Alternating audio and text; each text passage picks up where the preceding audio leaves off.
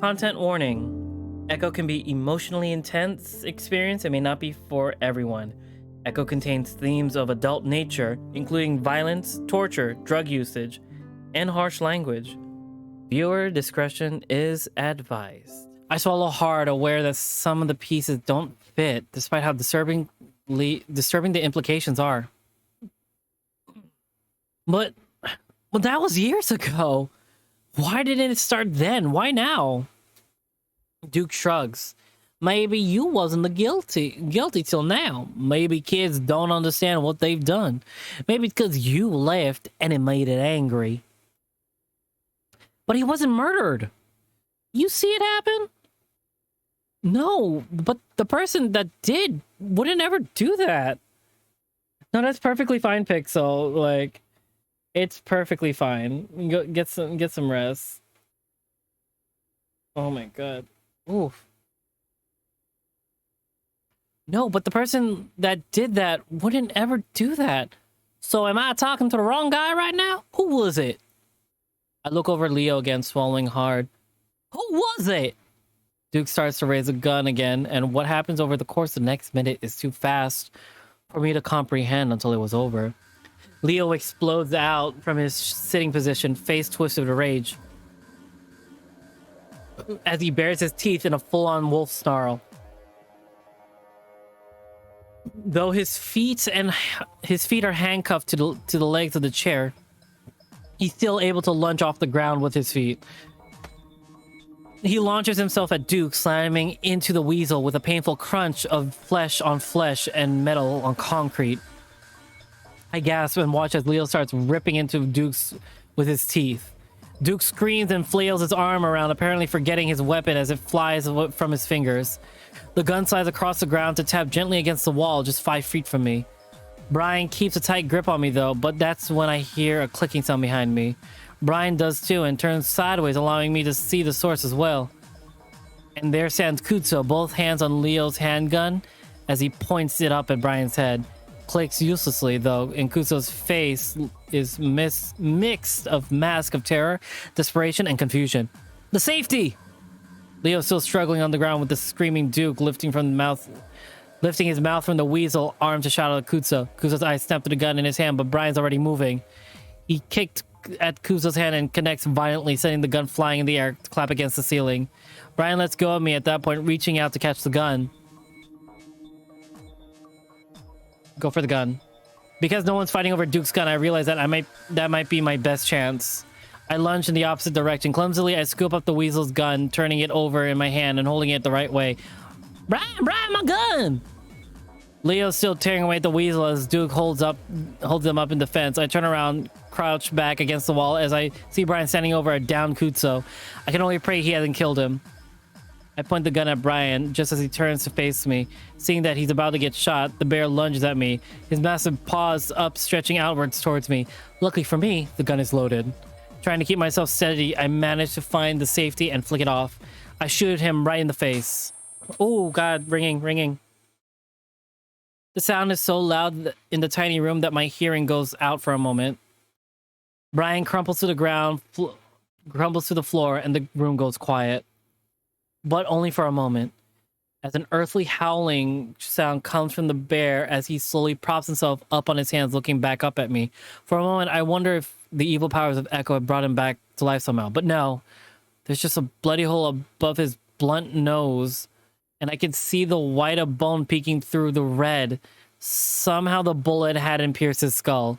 Shakily, I raise the gun again, but Brian rolls away to the door. With speed shouldn't be possible for a bear his size, and he's gone.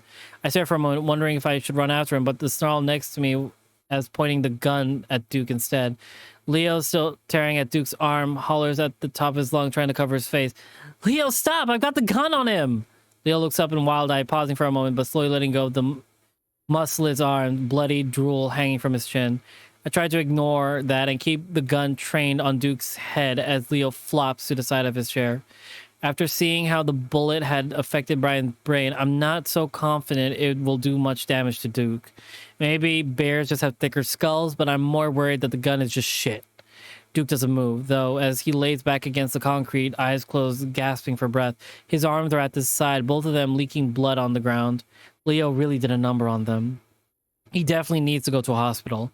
A hand touches my shoulder and I jump. I look back, see that it's Kuzo. Sorry, you okay? Leo's gun hangs loosely from one of his hands. Kuzo, you fucking saved our lives. I grinned at him as I almost sobbed with relief. I wanted to hug him, but I had to keep the gun on Duke. Of course, I'm sorry I didn't stop him from when he took you. I wasn't sure what to do. He touches my shoulder again. I can feel him trembling. Don't worry about it. We're okay now. Can someone get me out of these handcuffs, please? My arms are fucking killing me. Killing you? You ripped mine apart. Killing you? You ripped mine apart. Duke is practically sobbing now, curling up on his side to hold his arms to his chest. Fuck you, asshole. Leo spits at him as he tries to adjust his position on the floor. Where are the keys, Duke? Duke takes a shuddering breath and holds it for a few seconds before answering. Right pocket. Kuzo walks over and kneels next to the weasel, shifting to the pocket. Keep an eye on him on the door, Chase, in case Blubbergut comes back. I try to angle myself so I can keep an eye on both. Kuzo pulls a small metal key out before moving to Leo, fumbling around for a good while before the handcuffs finally drop to the ground. Leo kneels there for a moment, wringing out his wrist. You okay? He smiles at me. I'm a little sore, but I think I'll be all right.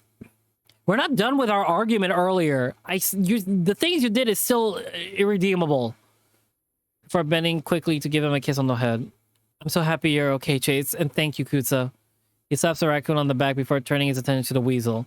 Duke notices and quickly curls up tighter. I was trying to help everyone. Ah! Leo grabs him by the bloodied arm before yanking him violently to his feet. The weasel screams double as the wolf twists the arms behind his back, handcuffing them. Why the hell do you have so many handcuffs anyway? Duke starts sobbing again until Leo whips him around and slaps him across the face. Duke sways, stunned by the power of the blow, before Leo brings the hand back and hits him on the other cheek. Shut the fuck up! Leo! Leo ignores Kuzo as he pulls the chair back up and throws Duke onto it violently. It almost tips over. Please, I'm sorry. I just want to help. Duke cowers as Leo raises his hand again. I realize how tightly I'm holding onto the gun, and though I'm pointing it at the ground, I'm sure to take my finger off the trigger. While Leo's violence is a little disturbing, it's almost comforting to have him throw his weight around after how the weasel had threatened us. Kuzo, on the other hand, doesn't look comforted at all. He's still trembling from the earlier fight, and he's pulling at the fur of his chin as he watches Leo. Careful, Leo. Let's just take him to the cops or something. Kuzo looks over his shoulder at the door. Going to Peyton was probably a better idea now that I realize how messed up everyone is. Yeah. I mean, if that monster they're all talking about isn't real, would have been better to risk that than get involved with these idiots? I have even thought about the supposed thing keeping everyone from leaving town. It seems silly now that we'd let a stupid story like that keep us. There's something out there. It's not stupid. Leo doesn't seem to be listening. You're a fucking lunatic, Duke. Why shouldn't I just kill you right now? Leo! Leo looks over his shoulder at us, fairly shaking his head at Kuzo conspiratorially. Kuzo goes silent and Leo go back to staring down the weasel. Now explain to us what the hell is going on. Leo leans closer with the bloody muzzle and Duke cringes back. Tell the truth and maybe I'll let you go. Leo glances at me. I won't kill you, at least. He's trying to make it clear to me that he just tried to scare Duke. At least that's what I hope he's doing. I already explained it. Duke's eyes dart back and forth between us. Oh my god. I gotta get like a better hair tie. The way he's kicking his feet around with a high-pitched, whiny voice makes me think of a child. A really ugly, malnourished child. I still feel really bad for him, though. Remind me, because I was a little fucking distracted. Kuzo slides up next to me and sets his hand on my shoulder. You want to watch the door? I touch hand in acknowledgement and turn around to face the door. I don't really think Brian's going to be coming back, though. I told you, something bad's happening and we need to figure out what. Yeah, but how did kidnapping us help anything? Duke sighs deeply and glances over my shoulder to see him slumping in defeat. Last time this happened, it might have been caused by a murder, not a murderer. But that but that the guy got away with murder. There's a moment of silence. Okay. Leo tone demands that Duke go on. So the guilt from the guy, or the worry in the town, or just spirits, heck, I don't know. Maybe all that, but it came together to make everything go crazy. Okay, sure. But how does that have to do anything with us? I saw the otter sneaking around town before you says they got here. I look back again and see Duke looking at me. So is Leo. Seems kind of fishy to me, so I thought he might have something to do with all this. Was my only lead. Leo doesn't respond this time. I look back again and see that he's looking at me. What is it? You told me yourself, Leo, that you saw him sneaking around too. It was someone else. How the hell do you know that? What are you guys talking about? Kuzo, can you watch the door? I finally turn around. Leo leans one hand on the back of Duke's chair and he sighs. If you remember, Chase, I told you about how I thought I saw someone out my window that looked like you. Leo turns his glare back to Duke. Got drunk with this asshole and accidentally told him about it too. Well, we both saw it. Isn't that a little bit strange? Some otter came by the town that looked like Chase. What the hell was it? What the hell else was it? Leo glanced back at me and I feel there's some doubt in his eyes. I mean, you weren't here, right? Of course I wasn't. I know, I'm just making sure. Leo turns back to Duke. Why would that mean anything anyway? Duke looks around, visibly clenching his toes. I've heard stuff about doubles, like doppelgangers or something. Doppelgangers? Sure, but people talk about that shit happening back then, seeing themselves and stuff. Okay, so if we believe that shit, why would it mean he has anything to do with this? Well, my grandpappy said that the guy that did it was in 2 or 3 places at once sometimes. There's a moment of silence as we all absorb that bit of information. Sounds like a load of shit to me, Duke. Duke jumps up in the seat. I'm just telling you what I know. So, what's your solution to all that then? I don't know. It stopped when they got the guy. Duke cowers in the chair, then glances at me. Leo follows his gaze and his eyes turn steely. Duke seems to notice Leo's sudden change in demeanor, but before he can say anything, he gets a massive slap from the wolf. Leo, stop it! Duke immediately stops sobbing again and curls in himself. Me? This fucker wants to get at Chase! It did seem that way. Did Duke think the only way to stop all of this problem was to kill me? Duke! Kuzo tries a different approach, his voice gentler than Leo's. The problem with your theory is that Chase hasn't killed anyone, right, Chase? Of course not. Of course not. So maybe we need to rethink things a little, huh? Or maybe he can do that in a fucking jail cell. We're going back to get in my van, then we're gonna get the hell out of here. If we can, I'm still not sure about that thing the mayor was talking about. What thing? A monster or something. The mayor told us it's killing people that are trying to leave. Leo stares. Has the town really gone that fucking insane? Kuzo shrugs. There were bodies. Jesus! Looks around. Leo looks around. Well, it still sounds like bullshit, but if there is anything, we'll be fine if we leave in a car. The motel is closer. We can use my car instead. Sure. Duke is staring at me with a hard look. I get the feeling that despite all the things we just told him, he's not buying it. Leo hauls the weasel off the chair, gaining a little squeak of pain from Duke as he forces to break eye contact with me. What about the others? We're going to try to find everyone we can before we leave, but the priority is to get ourselves to a police station. Leo pulls me to stand in front of him before gesturing to Kuzo. Cud, can you take the gun? Safety's off now. Kuzo visibly frowns as I hand it to him. Yeah, sorry about that. I want Chase between us. I don't trust these fuckers to not try anything, especially Brian if he comes back. So with Kuzo leading the way, we make our way out of Brian's house and into the night. It's quieter this time around as we head out onto the deserted night streets. Seems like things have settled a little, at least. Kuzo's fur is still bristled out on the back of his neck. I'm starting to worry about him. He's been tense, and even considering the situation we're in. Keep your eyes peeled anyway, of course. I've also been sensing a strange sort of tension between the two of them. It can probably be put up to the situation currently at hand, though. We're all on edge. I can see the motel a ways down the road, but honestly, the lights are all out. Duke has gone quiet for the most part. I wonder if he's just given up or if he's planning something.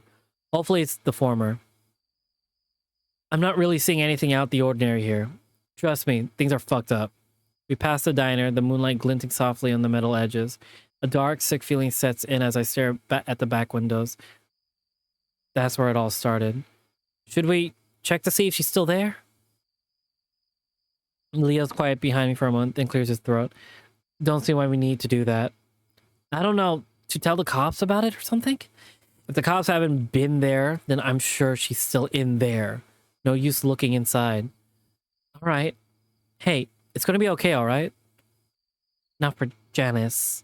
Leo doesn't say anything to that as we continue down the road, finally reaching the motel parking lot. Keep moving. I look behind me and see that Duke stopped, still looking back at the diner. I see something. What? Kuzo stops too and looks back at us. Something. I look at the diner, but I see nothing moving in the window or the front of it. It's way too dark to see anything in there anyway. Leo prods at Duke's back, but the weasel refuses to move, rooted to the spot. Am I going to have to carry you? Leo starts to go for Duke just a moment, reaching up to turn him and probably to throw the weasel over his shoulder.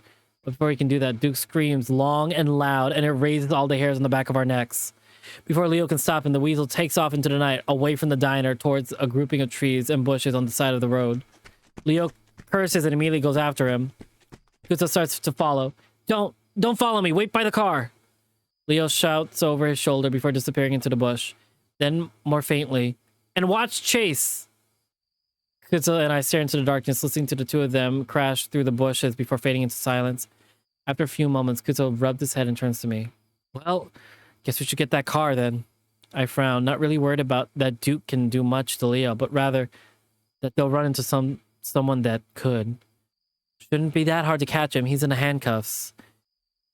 Duke can be fast when he wants to be. Fuck. I feel like we should have gone with him. I keep staring into the darkness of the brush, and Kuzo puts a hand on my shoulder as he passes. Don't worry. Leo can take care of himself, especially when he's up against someone like Duke. A handcuffed Duke. Yeah. Reluctantly, I follow the raccoon. Leo's brief presence had been strong and reassuring. It's kind of jarring to be without it again. After the same time, though, it's not at all been different with Kuzo. I feel like we're not supposed to look at the phone. How he's been talking, I get it, he's relieved, but like, we did just have a talk beforehand. We know what he's been doing to us and to our friends. Like, I don't know, that would stick with me, but then again, I've never been in a situation where I was tied up for that long, like that, in that manner. So I don't know. My theory, because like he's questioning whether or not his friend was murdered. I think that Sydney drowned in the lake and Chase tried to save him, but he couldn't breathe past 7 minutes, and he blamed himself for it. Because like I remember him saying like he can only breathe underwater for 7 minutes. What if the lake it has to be a deep lake for people to fish in? It has to be a deep lake for fish to live in. Like I'm assuming that Sydney got stuck in the middle of the lake and was drowning. Maybe a riptide or something. And Chase tried to save him. But he was too far deep and he was already losing oxygen. I think I need to finish this and before I can process anything. Leo's just more overpowering with it, I guess. I fish the keys out of my pocket and then suddenly realize where we're at. Hey, we should check our room. Jenna and TJ might be in there. Maybe they even have some of the others. Kuzo looked at the dark motel, scanning the rows of doors. Yeah, we should, but I think we should wait for Leo. I don't really trust anyone right now. I realize he's implying that one of my friends could have gone insane too, and I realize I can't blame him. From what I saw and what I've heard, TJ might have been acting the same way as Duke. That thought causes my stomach to turn sickly. Listen, I gotta pee real quick, okay? Okay. I'm just gonna go over behind that corner. He points to the side of the motel. Just piss in front of him, my god. No problem. I'm getting just a little annoyed that everyone is acting like I'm a little kid that needs to be watched. Cool, be right back. He's gonna die, isn't he? Kuzo does a little jog away before disappearing around the corner. I lean back against the door of the car, swinging the keys around the finger. It's completely quiet now, and I haven't heard a single gunshot since we got outside.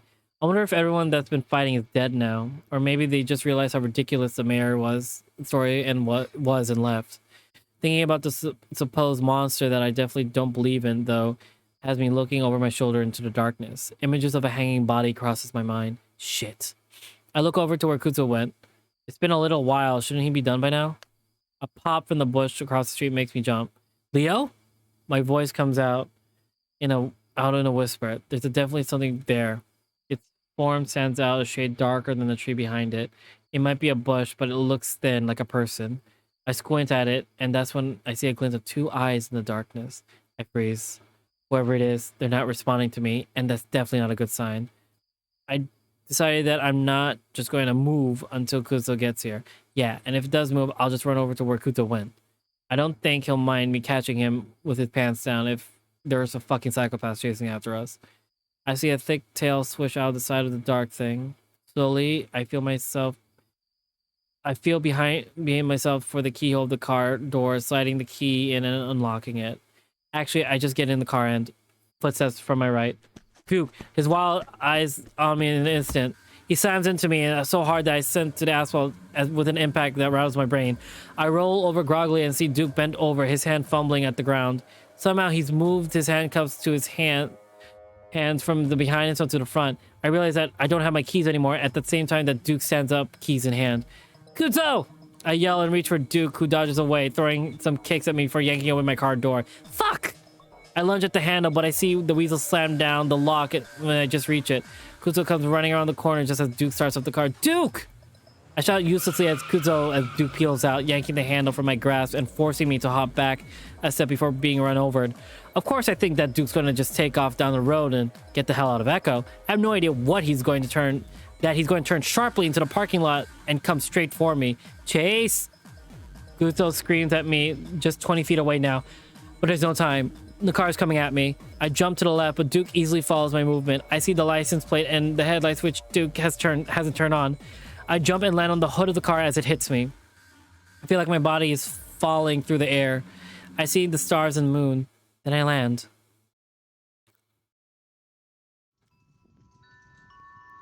Oh, I don't like this. The desert stretch and the wind's distance rising and the falling of the mountains, hills, and valleys. It's endless, monolithic, passionless, except here. Its mark is clear on the land like a stain, a blemish in the beige patchwork of the wilderness. The earth's bad, the air's bad, everything's tainted. The mark is old, it's ancient, been here longer than people. All people. And they knew it too. Everyone who's been here knows it. So do you, even though you're not from here. You were drawn to the stain like all other evil that's planted itself here. You can see it right through the otter's eyes. You can see its influence stretch above you like a black tendril into the dark red sky. They stretch, search, reach for anything alive to stain anything they touch. So it is, so it always will be.